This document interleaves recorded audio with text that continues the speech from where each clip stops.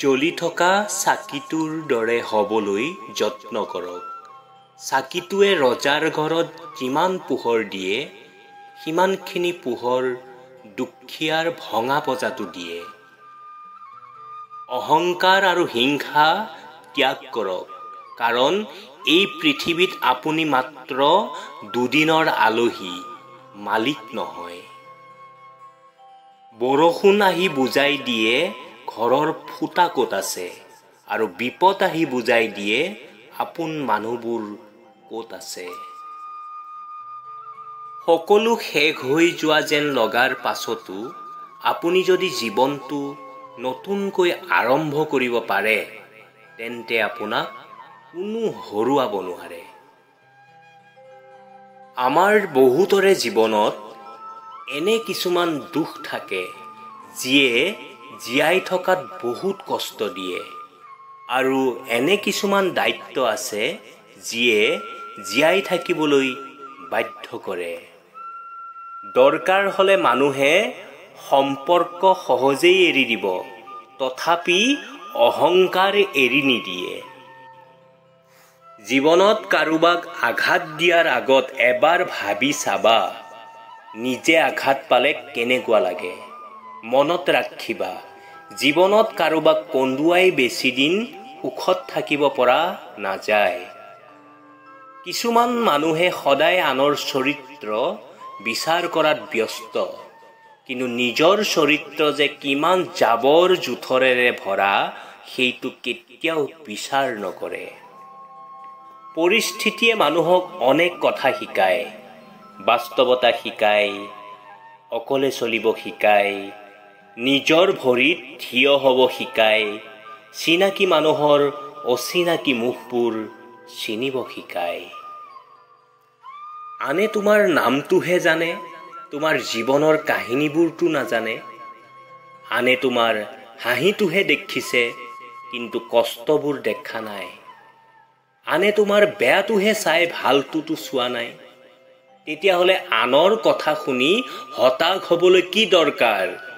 নিজৰ মতে জীৱনটো সজোৱা, মাথো শুদ্ধ পথেৰে।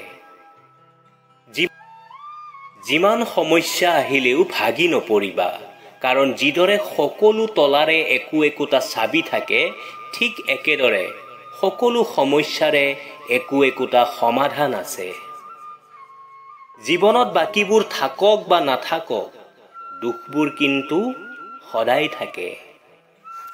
গুৰুত্ব আৰু ভাল পোৱা কেতিয়াও খুজি লোৱা বস্তু নহয়।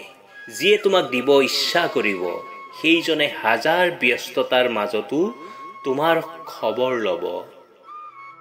তুমি কেতিয়াও সকলোৱে প্ৰিয় হ'ব নোৱাৰা, কাৰণ তুমি মানুহ, টকা নহয়। অতিৰিক্ত অহংকাৰ হৈছে পতনৰ লক্ষণ, আৰু অতিৰিক্ত সৰলতাই হৈছে ঠগ খোৱাৰ লক্ষণ। ধুনীয়া বুলিবলৈ একো নাই। যাৰ লগত প্ৰেম হয় তেওঁক ধুনীয়া দেখা যায়। সময় গৈ থাকে, প্ৰিয়জনো ধুনীয়া হৈ থাকে। অভাৱ বুলিবলৈও একো নাই। যিখিনি পাওঁ সেইখিনিতে সন্তুষ্ট হ'ব জানিলে অভাৱবোৰ আঁতৰি উৰা মাৰে। দুখ বুলিবলৈও একো নাই। জীৱনৰ কঠিন মুহূৰ্তটোত নিজৰ মনোবল ৰাখি চম্ভালিব পাৰিলে ভগৱানে দুখবোৰ আঁতৰাই নিয়ে, আৰু সুখ নামৰ উপহাৰটো হাতত তুলি দিয়ে।